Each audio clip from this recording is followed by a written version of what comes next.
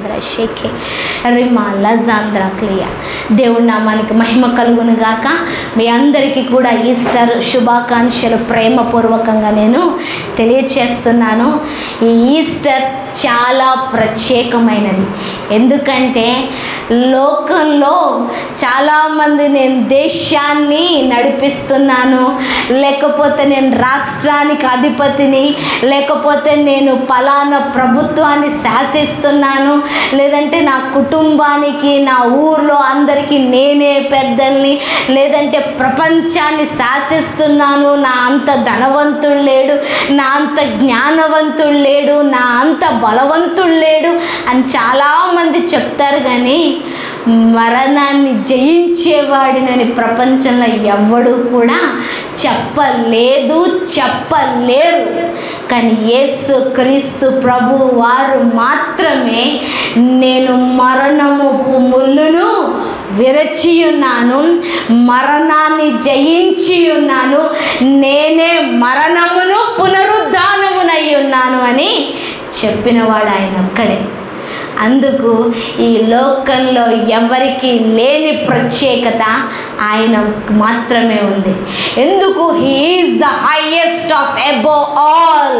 అన్ని నామముల కన్నా పైనామము, అన్నిటికన్నా పైన సింహాసనం కలిగిన దేవుడు అని మనం ఆయన గుర్తించి ఆరాధించడానికి గల కారణం ఏంటి అనేసి అంటే, ఈ యుగమందైనను రాబో యుగమందైనను ఆయన తప్ప ఎవరు కూడా మరణాన్ని దాటించలేరు, ఆపలేరు, మరణాన్ని శాసించలేరు.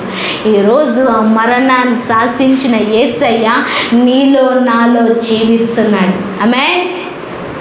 ఎందుకు అంటే ఈ పునరుద్ధానం దేనికి వచ్చిందంటే, నీకు నాకు దేవుడికి మధ్య ఉన్న గోడని విరగొట్టి మనం ఏదైతే పాపాన్ని మూటగట్టుకున్నామో, శాపాన్ని మూటగట్టుకున్నామో, మన జన్మతోటి మన క్రియలతో చేసిన ప్రతి ఒక్క పాపం ఏం చేస్తుందంటే దేవుడు మనలో నివసించకుండా ఉండటానికి అడ్డుగోడగా నిలబడింది.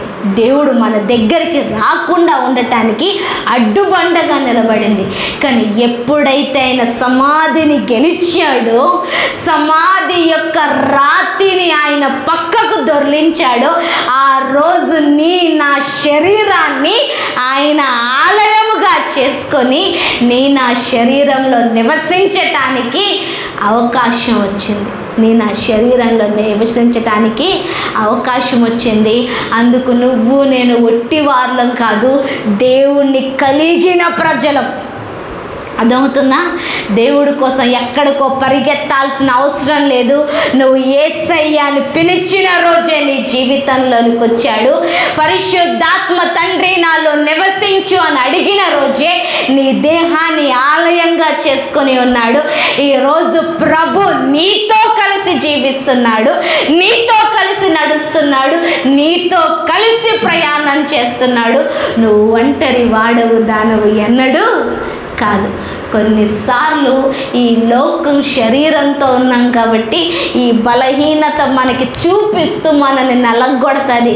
రే నువ్వు బలహీనుడవు, రే నీలో ఇంకా పాప నియమం ఉంది, రే నీలో ఆలోచనలు ఉన్నాయి, నీలో దేవుడికి విరుద్ధమైన జీవితం ఉంది, నీకు దేవుడికి విరుద్ధంగా నువ్వు బ్రతుకుతున్నావు అని శరీరం మనకి చూపించి మనల్ని నలగొడుతుంటే ఆయన అంటున్నాడు, ఆ శరీర తత్వాన్ని తీసివేయటం కోసే శరీర రీతిగా నేను వచ్చాను. చాలామంది అంటారు, ఎందుకు రావాలి శరీర రీతిగా, ఎందుకు బ్రతకాలా, ఎందుకు చచ్చిపోవాలా అనేసి చాలామంది వెటకారంగా మాట్లాడతారు. కానీ నీకు నాకున్న శరీర క్రియలు తీసివేయటం కోసమే ఆయన శరీరాన్ని ధరించి వచ్చాడు.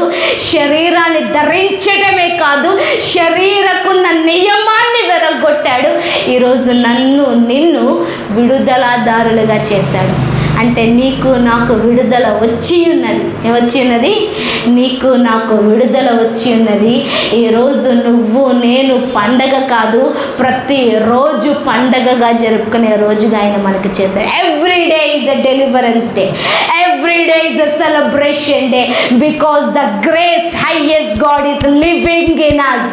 ప్రతిరోజు కూడా సంతోషించే రోజు, ప్రతిరోజు కూడా ఆనందించే రోజు. ఎందుకంటే గొప్ప దేవుడు, దేవాది దేవుడు నీలో నాలో నివసించటానికి వచ్చి ఉన్నాడు, లేచి ఉన్నాడు. ఆయన లేచి ఉన్నాడు. చరిత్ర చాలా మాటలు మాట్లాడుతూ ఉంటుంది. అయితే చరిత్ర చాలామంది జీవితాలను కూడా బాగు చేసి ఉన్నది. ఎందుకు ఈ పునరుద్ధానం? ఎందుకు ఈ పునరుద్ధానం అంటే నీకు నాకు నా అడ్డుగోడలు తొలగించింది, నిన్ను నన్ను ఆయన రాజ్య నివాసులుగా చేసింది. ఏం చేసింది? ఆయన రాజ్య నివాసులుగా చేసింది. మనం అనుకుంటాం నేను భారతదేశంలో పుట్టాను, నాకు ఆధార్ కార్డు ఉంది, నాకు ఓటర్ ఐడి కార్డు ఉంది, ఐఎమ్ ఏ ఇండియన్, నేను భారతీయుణ్ణి, నేను ఆంధ్రప్రదేశ్ తెలంగాణ వాస్తవ్యుణ్ణి అనేసి మనం చెప్తూ ఉంటాము. కానీ ఈ పునరుద్ధానం నీకు నాకు ఏమిచ్చింది తెలుసా? పరలోకపు పౌరసత్వాన్ని ఇచ్చింది. యేసయ్య తిరిగి లేవటానికి గల కారణం ఏంటి తెలుసా?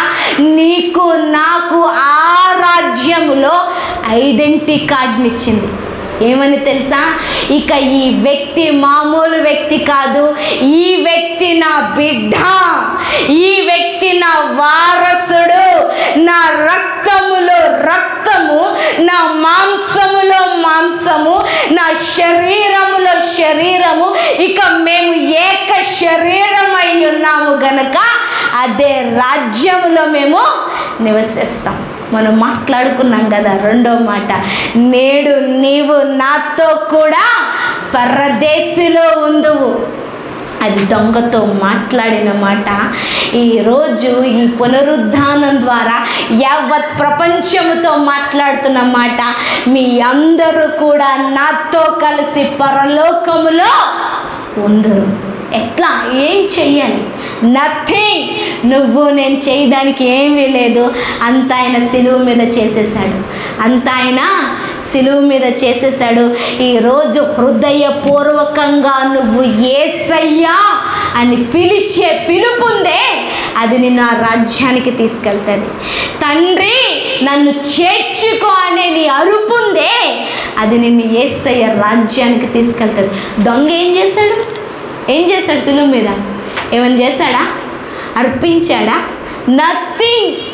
జస్ట్ ద రిపెంటెన్స్ హార్ట్, పశ్చాత్తాపము కలిగిన హృదయం. ఆ పశ్చాత్తాపము హృదయంతో, అయ్యా నేను శిక్షకు పాత్రుణ్ణే, నేను శిక్షకు పాత్రుణ్ణే, నీ రాజ్యానికి వెళ్ళినప్పుడు నన్ను జ్ఞాపకం చేసుకోవా? ఎస్, నేను పాపినే, దోషినే, అనేక మందిని దోచుకున్నాను, అనేక మందిని బాధ పెట్టాను, కన్నీళ్లు కార్చేలా చేశాను, నా సొంత కుటుంబాన్ని నేను హింసించుకున్నాను, నాశనం చేసుకున్నాను, నా బిడ్డల్ని నేను సరిగ్గా చూసుకోలేదు, దొంగగా నా జీవితం కోసం స్వార్థంతో పరిగెత్తాను. కానీ ఈరోజు ఈ సిలువ మేకుల చేత ఆగిపోవాల్సి వచ్చింది. ఈరోజు నేను చేసిన తప్పు పాప నా ముందు కనబడుతుంది. వీలైతే నన్ను క్షమించి నన్ను చేర్చుకుంటావా అన్న ఒక్క మాట, నన్ను చేర్చుకుంటావు అన్న ఒక్క మాట పరలోక రాజ్యంలో ఆయనకి పౌరసత్వాన్ని కలిగించింది, పౌరసత్వాన్ని కలిగించింది. ఈరోజు నీకు క్రైస్తవత్వంలోకి వచ్చి ఎన్ని రోజులు అవుతుందో నాకు తెలీదు, యేసయ్యని కలిగి ఎన్ని సంవత్సరాలుగా నువ్వు ఆరాధిస్తున్నావో తెలీదు. ఇన్ని రోజుల ప్రార్థనలో ఒక్క ప్రార్థన దేవుడు వినలేదంటావా? విన్నాడు, విన్నాడు, విన్నాడు. కాకపోతే విన్నాడన్న ప్రత్యక్షత మనలో లేక మనం ఆయనతో పాటు జీవించట్లేదు, ఆయనతో పాటు జీవించట్లేదు. ఆ రాజ్య నివాసులు అంటే ఆ రాజ్యానికి తగినట్లుగా జీవించాలా? ఎట్లా జీవించాలా? ఆ రాజ్యానికి తగినట్లుగా జీవించాలి. ఇప్పుడు ఆఫీస్ ఉంది, మన చుట్టూ చాలా ఐటీ ఆఫీసెస్, ఇంజనీరింగ్ కంపెనీస్ ఉన్నాయి. ఎట్లా పడితే అట్లా కంపెనీకి ఆఫీస్కి వెళ్ళిపోతామా? షార్ట్ వేసుకొని, చిరిగిపోయిన షర్ట్ వేసుకొని, లేకపోతే 2 రోజుల నుంచి స్నానం చేయకుండా అదే బట్టలతోటి వెళ్ళిపోతామా? ఏం వినోద్? అట్లాగే వెళ్ళిపోతామా? ఎట్లా వెళ్తాం? కంపెనీకి తగ్గట్టుగా. ఎందుకంటే కొన్ని కంపెనీస్ చాలా strict, without shoes they don't allow in the office. టక్ చేసుకొని వెళ్ళాలి. అందరూ కూడా చాలా క్రమశిక్షణగా ఉండాలి, పద్ధతిగా కనిపించాలి. నాకు గడ్డ ఇంత ఇష్టం, నేను ఇంత పెంచుకుంటానంటాడు, ఒప్పుకోడు. అర్థమవుతుందా? నా ఆఫీస్లో పనిచేస్తున్నావు, నా రూల్స్ అండ్ రెగ్యులేషన్స్ నువ్వు పాటిస్తేనే నేను నీకు జీతం ఇస్తాను. 10ంటికి ఆఫీస్ అయితే 1 గంటకు వస్తానంటే ఎవడు కూడా ఒప్పుకోడు. ఎందుకు? జీతం నేను ఇస్తున్నాను కాబట్టి. నా జుట్టు నా ఇష్టం, నేను 2 పిలకలు వేసుకొస్తాను అనేసి అంటే ఆడు ఒప్పుకోడు. అర్థమవుతుందా? దానికి తగ్గట్టుగానే కనిపించాలి. ఈ లోకంలో కంపెనీలో రూల్స్ రెగ్యులేషన్స్ ఉంటే ఆయన రాజ్య నివాసులుగా, నీతిమంతులుగా, పరిశుద్ధులుగా, రాజులైన యాజక సమూహముగా పిలువబడ్డ నువ్వు నేను పనికి మాలినోళ్ళలాగా ఉంటే దేవుడు ఒప్పుకుంటాడా? నాకు తగ్గట్టుగా జీవించరా అని చెప్తాడు. నీ తండ్రి అయిన నేను మరణాన్ని జయించిన వాణ్ణి, వ్యాధిని శాపాలను జయించిన వాణ్ణి, ఏ రోగాన్నైనా నా కాళ్ళ కింద చెతక ద్రొక్కిన వాణ్ణి, వేలుతో దయ్యములను వెళ్ళగొట్టిన వాళ్ళను, ప్రతి అంధకార చీకటి శక్తులను శాసించిన వాళ్ళను, సముద్రాన్ని శాసించాను, సృష్టిని నా మాట చేత నడిపిస్తున్నాను, నాకు తగ్గట్లుగా జీవించాలి నువ్వు అనేసి ఆయన ఆశపడుతున్నాడు. మనం మాత్రం బిచ్చగాళ్ళలాగా దేవుడి దగ్గరకు వస్తున్నాం. అంటే కాన్షియస్ ఎట్లా ఉంది? ఏదోలే చర్చికి వెళ్తున్నా, లేదంటే ఏదోలే అని మోకాళ్ళు వేస్తుంది. నేను అంటున్నాను, నీ తండ్రి గొప్పతనాన్ని చూసి మోకాళ్ళే, నీకు భయం అనిపించదు. నీ యేసయ్యను చూసి మందిరానికి రా, నువ్వు చిన్నవాడివని అనిపించదు. ఈరోజు పునరుద్ధానుడైన యేసయ్యను చూడట్లేదు గనక మనం ఇంకా దుష్టుడికి దాసులమై ఉన్నాం. నీ పునరుద్ధానుడైన యేసయ్య అన్నిటిని సమాప్తపరిచాడు శిలువ మీద. ఇట్ ఈస్ ఫినిష్ అంటే అన్నీ చేసేసాను నేను. నిన్ను ఎవడు లోపరుచుకోవడానికి వీల్లేదు, ఎవడు నాశనం చేయడానికి వీల్లేదు, ఎవడు అవమానించడానికి వీల్లేదు, ఎవడు నీ పైన అధికారం చెలాయించడానికి వీల్లేదు. The one authority has to me only. నాకొక్కడికి మాత్రమే నీ మీద అధికారం ఉంది అనేసి మరణము చేత రక్తము చేత నిన్ను కొనుక్కొని నీతో నాతో నిబంధన చేశాడు యేసయ్య.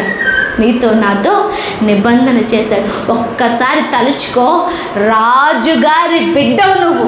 ఎలా ఉండాలని జీవితం, ఎలా నడవాలా? ప్రైమ్ మినిస్టర్ గారి పిల్లోడు ఏదో భయపడుతూ ఆందోళన చెందుతూ నడవడండి, ఆ దర్జా మెయింటైన్ చేస్తాడు. నేను అదే అంటున్నాను.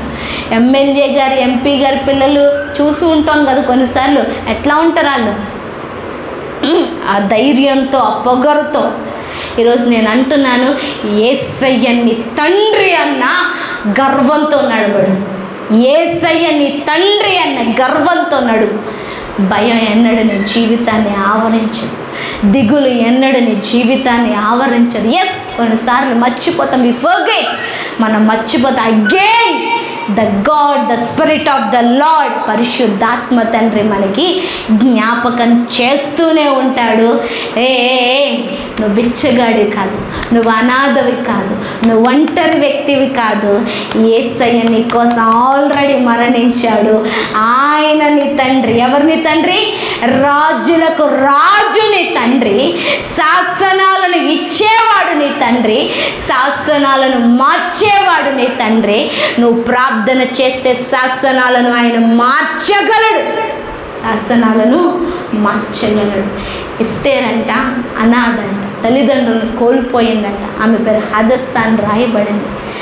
తల్లిదండ్రులు కోల్పోతే అయ్యయ్యో పాపం అనేసి పినతండ్రి అయిన మొర్దెకై ఆమెను తెచ్చుకొని పెంచుకుంటున్నాడంట.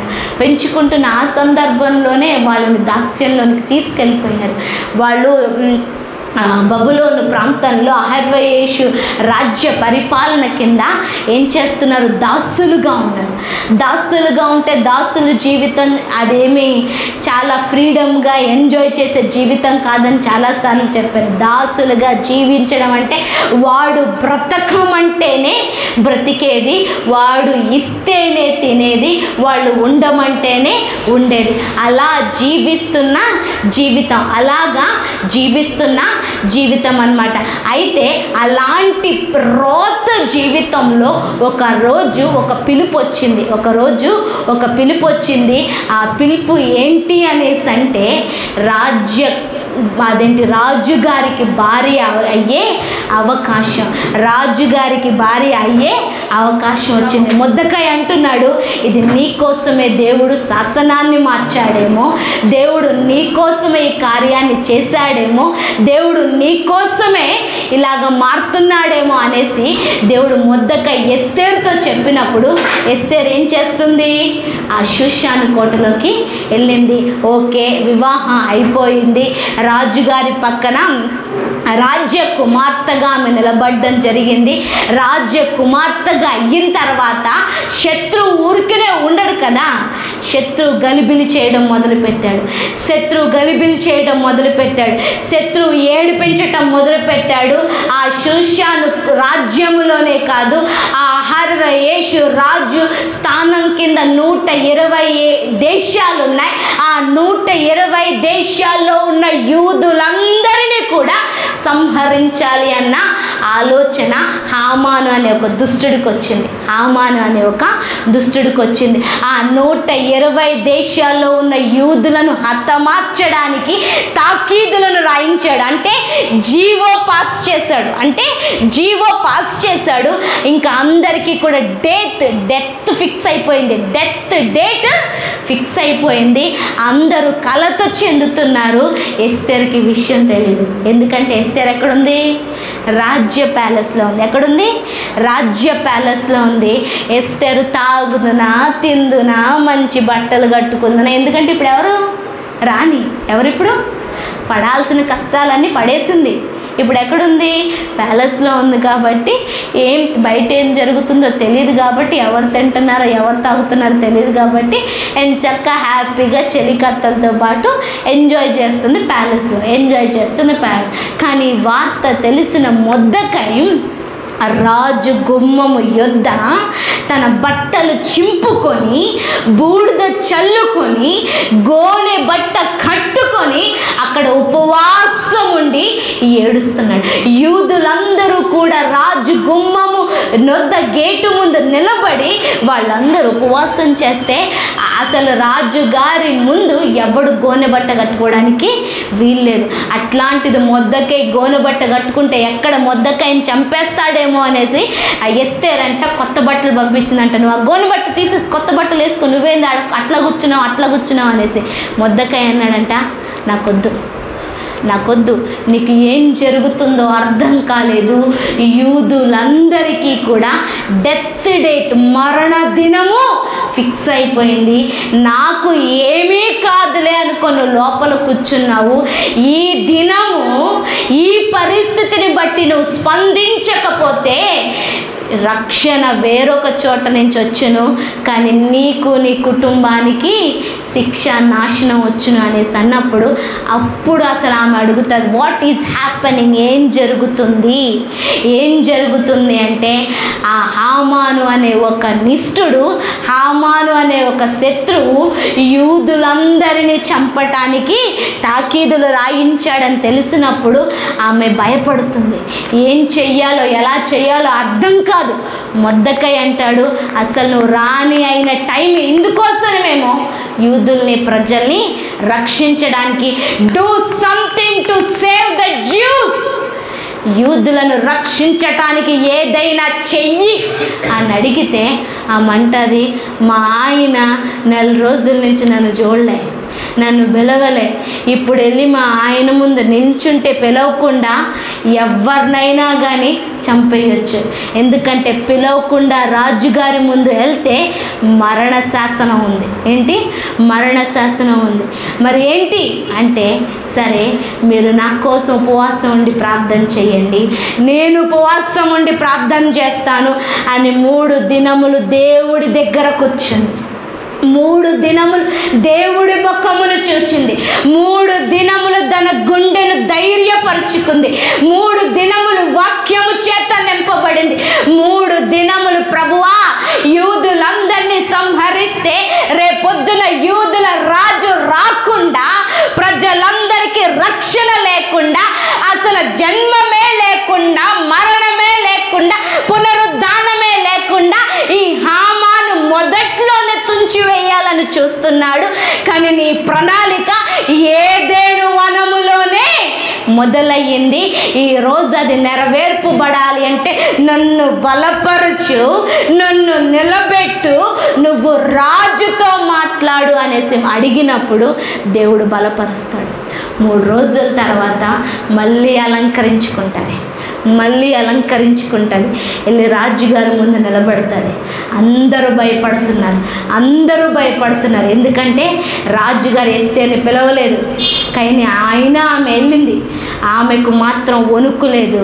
ఎందుకంటే జీవము కలిగిన దేవుని పక్షాన, జీవము కలిగిన దేవుని ప్రజల్ని రక్షించటానికి నేను నిలబడుతున్నాను కాబట్టి మరణమైనా నాకు భయం లేదు, ఏమైపోయినా పర్వాలేదు, ఒకవేళ ఈ రాణి స్థానం నుండి తప్పింపబడిన పర్వాలేదు, నేను నిలబడి మొరపెడతాను అనేసి రాజుగారి ముందు నిలబడితే ఆయన కరుణించంట బంగారపు దండాన్ని చూపించాడంట. ఆ బంగారపు దండం చూపిస్తే దానికి అర్థం ఏంటి? మరణం లేదు అని అర్థం.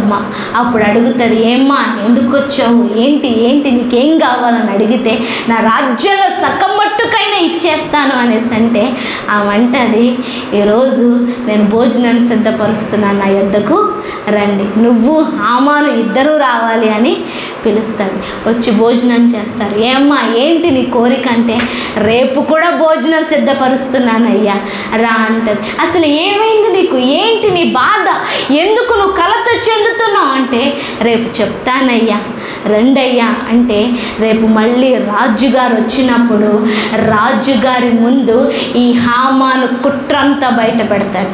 ఈ హామాను ఎలాగైతే ప్రజలను చంపాలని అనుకుంటున్నాడో, ఎలాగైతే దేవుడు రాకుండా ముందుగానే మొదట్లోనే నరికేయాలని అనుకుంటున్నాడో, దాన్ని చెప్పినప్పుడు రాజు హామాన్ని నశింపచేస్తాడు.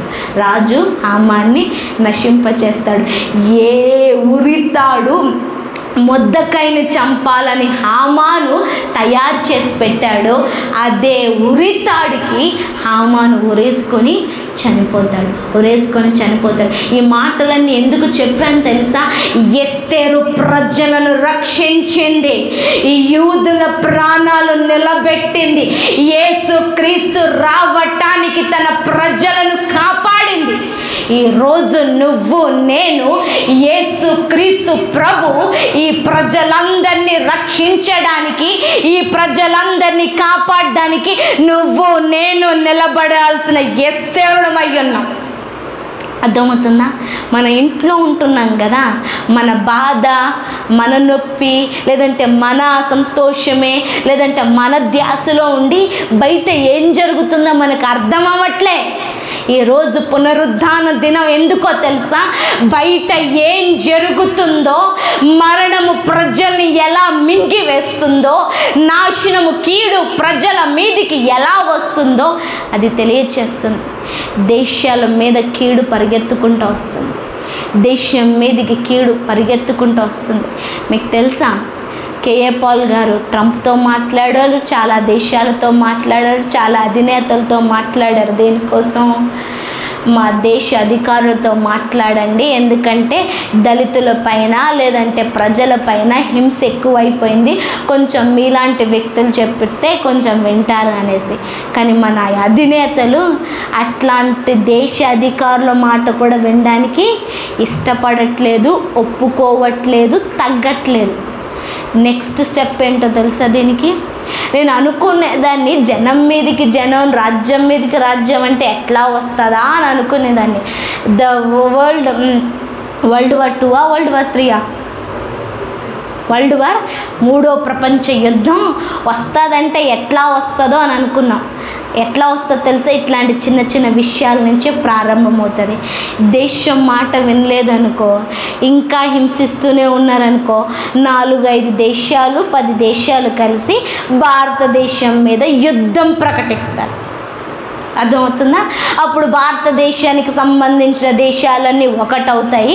క్రైస్తవ దేశాలు లేదంటే ఈ సత్యం మీద నిలబడే దేశాలన్నీ ఒకటవుతాయి. అప్పుడు ఈ దేశాలు ఆ దేశాలు కలిపి కొట్టుకుంటే అది 3వ ప్రపంచ యుద్ధం అవుతుంది. అర్థమవుతుందా? మనిషి గర్వం ఎక్కువైపోయింది, మనిషికి అహంకారం ఎక్కువైపోయింది. ఒకరి మాట వినాల్సిందేంటి? నేను శాసిస్తున్నాను, నేను పరిపాలిస్తున్నాను అని అనుకుంటున్నాడు. పరిపాలించాల్సింది మనిషి కాదు, శాసించాల్సింది మనిషి కాదు, శాసించాల్సింది దేవుడు, పరిపాలించాల్సింది దేవుడు. ఈరోజు ఆయన మరణాన్ని గెలుచుకొని బయటికి రావడానికి గల కారణం ఏంటి తెలుసా?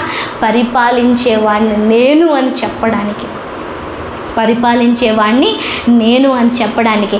నేను కొన్ని వచనాలు నేను మీకు చూపిస్తాను. అక్కడ ఒక స్త్రీని దేవుడు వాడుకోవడం జరిగింది, ఒక స్త్రీని దేవుడు వాడుకోవడం జరిగింది. ఆమె సువార్తను ప్రకటిస్తున్న దేవుడు ప్రతి ఒక్కరికి కూడా ఒక ప్రత్యేకమైన పాత్రను ఇచ్చాడు బైబిల్లో. మళ్ళీ చెప్తున్నాను, దేవుడు బైబిల్లో ప్రతి ఒక్కరికి కూడా ఒక ప్రత్యేకమైన పాత్రను ఇవ్వటం జరిగింది. స్త్రీయా, పురుషుడా, చిన్నోడా, పెద్దోడా, ముసలోడా, ధనికుడా, యజమానుడా, యాజకుడా, అధికార, శతాధిపత అని ఏమీ తేడా ఏమీ లేదు. దేవుడు ప్రతి ఒక్కరికి ఒక్కొక్క పాత్రను ఇవ్వటం జరిగింది. అయితే మనం చూస్తూ ఉంటాము, అదేంటి లూకా సువార్త ఆఖరి అధ్యాయంలో చూసినట్లయితే అక్కడ ఒక స్త్రీని దేవుడు వాడుకోవటం జరుగుతుంది. అంతేకాకుండా మనము మార్కు సువార్త ఆఖరి అధ్యాయంలో చూసినా కానీ అక్కడ అదే స్త్రీని కూడా అదేంటి చూడడం జరుగుతుంది. లూకా సువార్త 24వ అధ్యాయం 24వ వచనం. లూకా సువార్త 24వ అధ్యాయం 24వ వచనం. మాతో కూడా ఉన్న వారిలో కొందరు సమాధి యొద్దకు వెళ్ళి ఆ స్త్రీలు చెప్పినట్లు కనుగొనిరి, కానీ ఆయనను చూడలేదని ఆయనతో చెప్పిరి. అందుకు ఆయన, అవివేకులారా, ప్రవక్తలు చెప్పిన మాటలన్నిటినీ నమ్మని మందమతులారా, క్రీస్తు ఇలాగు శ్రమపడి తన మహిమలో ప్రవేశించుట అగత్యము కాదా అని వారితో చెప్పి, మోషేయు సమస్త ప్రవక్తలు మొదలుకొని లేఖనములన్నిటిలో తన్ను గూర్చి ప్రవచనముల భావములు వారికి తెలిపెను. ఇంతలో తాము వెళ్ళుచున్న గ్రామము దగ్గరకు వచ్చినప్పుడు ఆయన ఇంకో కొంత దూరము వెళ్ళునట్లుగా అగపడగా, వారు సాయంకాలము కావచ్చినది, పొద్దు గుంకినది, మాతో కూడా నుండమని చెప్పి ఆయనను బలవంతము చేసిరి గనుక ఆయన వారితో కూడా నుండుటకు లోపలికి వెళ్ళిరి. ఆయన వారితో కూడా భోజనము కూర్చుండినప్పుడు ఒక రొట్టె పట్టుకొని స్తోత్రము చేసి దాన్ని విరిచి వారికి పంచిపెట్టగా వారి కన్నులు తెరవబడి ఆయనను గుర్తుపట్టిరి. అంతటా ఆయన వారికి అదృశ్యమాయను. అంతటా ఆయన వారికి అదృశ్యమైన.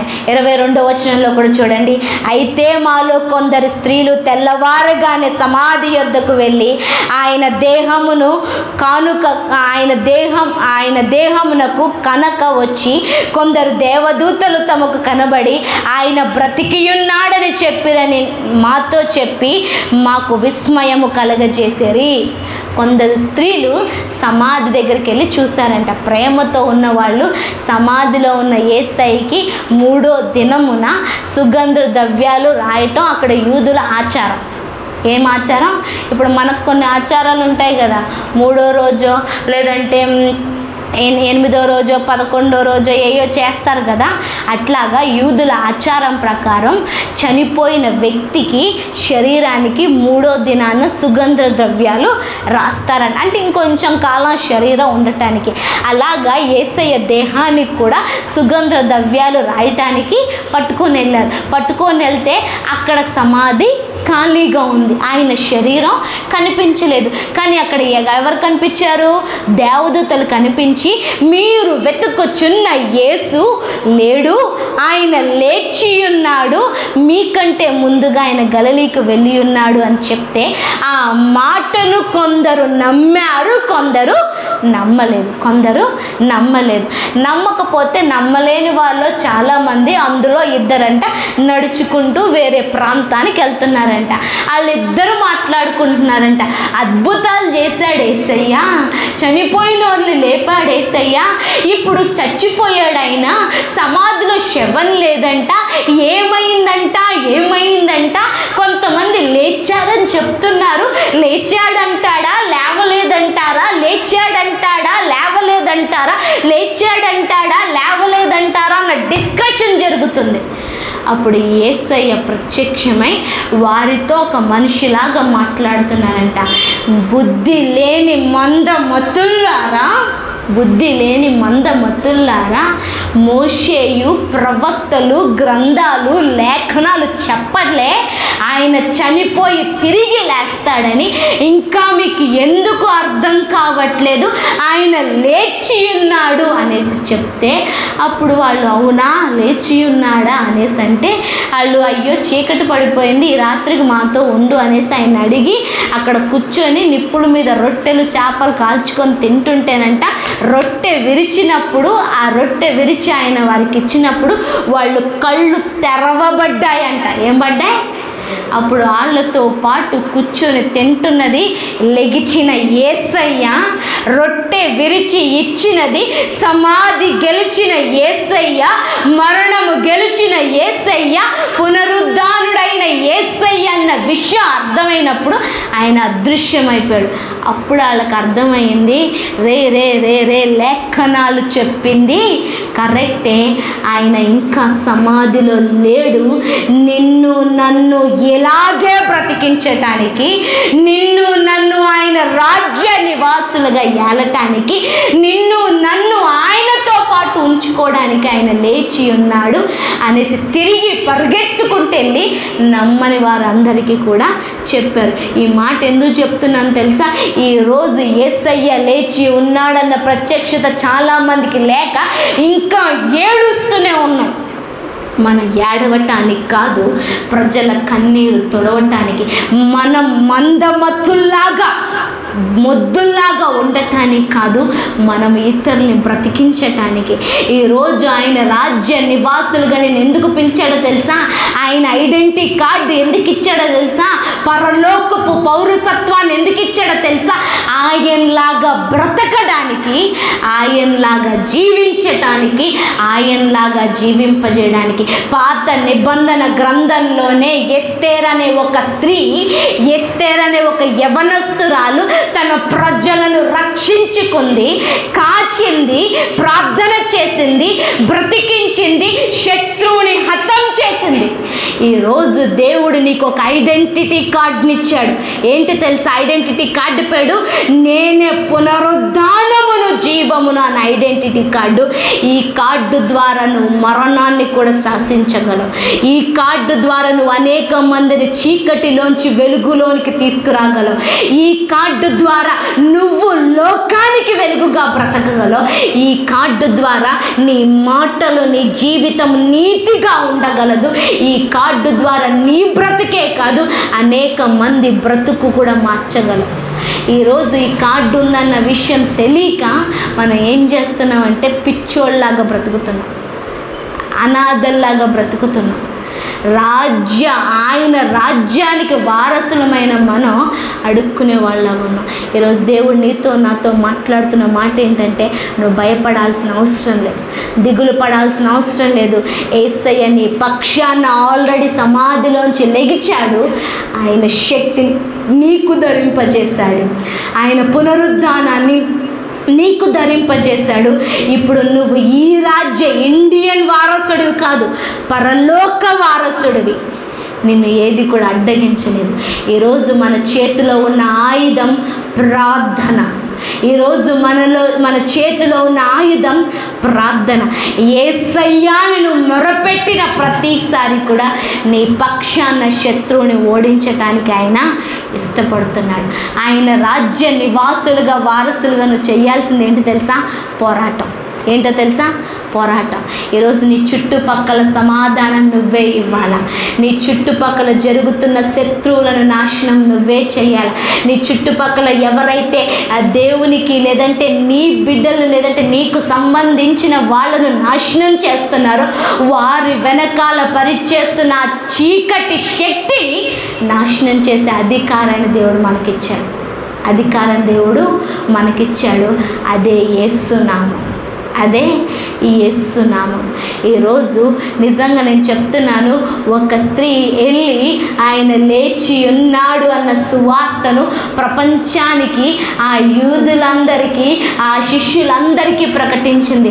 ఈరోజు స్త్రీ, ఆ పురుషుడా, చిన్నోడా, పెద్దోడా అన్న భేదం లేదు. నిన్ను పిలుస్తున్నాడు యేసయ్య, నిన్ను పిలుస్తున్నాడు యేసయ్య ఈ వార్తను ప్రకటించడానికి, ఈ వార్తను డిక్లేర్ చేయడానికి, ఈ వార్తను అనేక మందికి ఇవ్వటానికి. దేవుడు నిన్ను మండించడానికి ఇష్టపడుతున్నాడు. దేవుడు నిన్ను హెచ్చించటానికి ఇష్టపడుతున్నాడు. దేవుడు నిన్ను దీవించటానికి ఇష్టపడుతున్నాడు. అసలు నిన్ను కాకపోతే ఇంకెవరు దీవించాలా? నువ్వు ఆయన వారసుడివి. అయినా వారసుడివి. ఏ కొదువు లేదు, ఏ విషయంలో కూడా భయపడాల్సిన అవసరం లేదు. ఇక నువ్వు నిలబడ్డా మాత్రం ఎట్లా నిలబడతావు? బెచ్చగాళ్ళ నిలబడ్డా, క్యాప్టెన్ లాగా నిలబడు, పోరాడే సైనికుల్లాగా నిలబడు, ఆ రాజ్యానికి వారసుల్లా నిలబడు. ఆకాశాన్ని భూమిని సృష్టించిన వాడు నీ తండ్రి అని నిలబడు. సమస్తాన్ని శాసించేవాడు నీ తండ్రి అని నిలబడు. ఈరోజు పిరికివాడిగా నిలబడద్దు, ఆ రాజుకు బిడ్డగా నిలబడు. ఆ రాజుకి బిడ్డగా నిలబడు. ఓటమి ఎంతకాలం నిన్ను వెంబడించలేదు. ఎందుకంటే ఆయనకి ఓటమే లేదు. ఇక నీకు ఓటమే నుంచి వస్తుంది. ఈరోజు ఇదే మాట్లాడుతున్నాడు దేవుడు. ఆయన ఓటమి లేనివాడు, ఏ విషయంలో ఓడిపోలేదు యేసయ్య. ఈరోజు మనము కూడా ఏ విషయంలో ఓడిపోము.